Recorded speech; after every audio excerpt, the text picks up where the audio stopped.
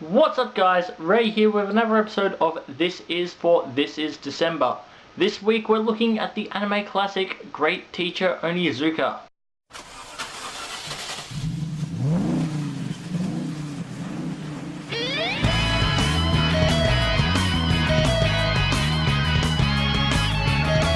So what is Great Teacher Onizuka all about?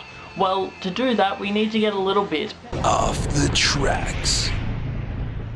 As I explained to you the plot and the characters of Great Teacher Onizuka. The story begins when we meet our main character, Teacher Onizuka, a 22-year-old ex-gang member.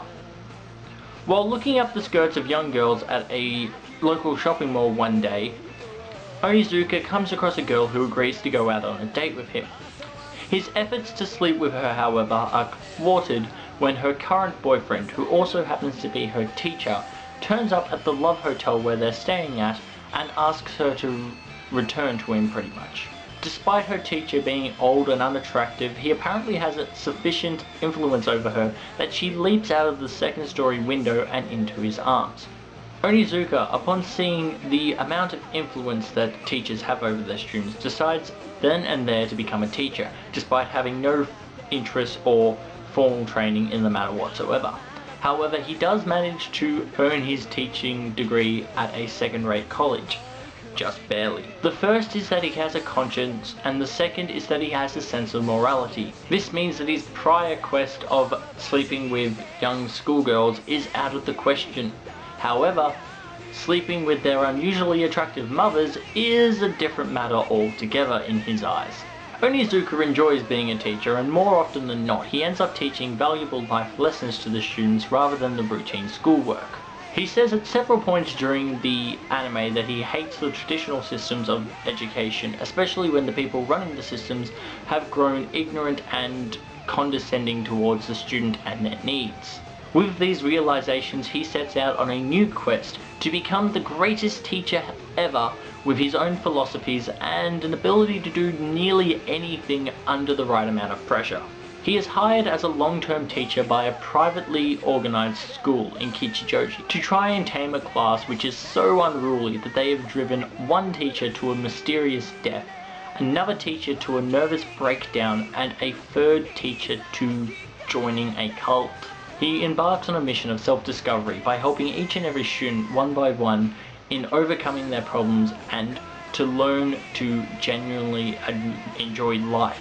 He uses methods which would be unorthodox, life-threatening and against the law, but somehow he manages to succeed to educate his students and open them up to new experiences. So that's pretty much the plot of GTO, so now let's get into talking about the voice actors which give life to these characters pretty much. The good, the bad, and the dubbers. Teacher Onizuka is given voice by the ever-popular Steve Blum. Steve Blum has done many voice acting roles over his career, but three of his biggest voice acting roles, or at least in my opinion, would happen to be the voice of the Laughing Man from Ghost in the Shell Standalone Complex, the voice of Orochimaru from Naruto, and of course one of his most popular roles, the voice of Spike Spiegel in Cowboy Bebop. Asuka Fuyutsuki and Ryoko Sakurai are both voiced by the same person, that person being Wendy Lee. She's done the voice of TK from Digimon Adventures the first season, Hatsuho Kazami from Please Teacher, and Yoriichi Shihon from Bleach. Hiroshi Uchiyamada is voiced by Bob Pappenbrook, who's also done the voice work of Shogun Gekimon from Digimon Adventures 1 and 2, the title character Jay from Heat Guy J, and Captain Blue from Beautiful Joe. Great Teacher Onizuka is an amazing series and one that I'm surprised I never got into earlier. The fact that the main character is voiced by one of my all-time favourite voice actors of all time, Steve Blum, is just the icing on a cake, which is amazing by itself. The art style is done in an old school style which looks more realistic, which is also used in such anime as Cromartie High School to a certain extent, as well as Initial D. The story is definitely not recommended for kids, but it is still amazing and full of jokes left, right and center, whether they be physical jokes laughing at the ineptitude of Onizuka, to jokes that someone will make in passing as an actual vocal joke.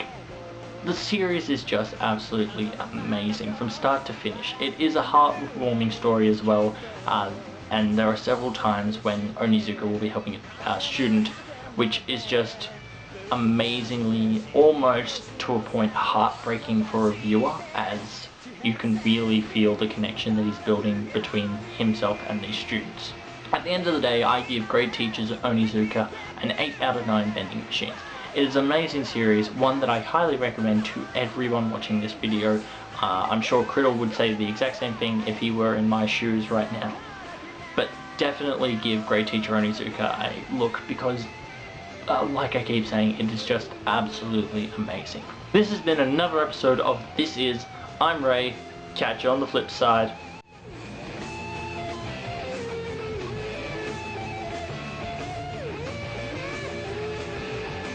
This has been another episode of What's New Japan. I'm Ray.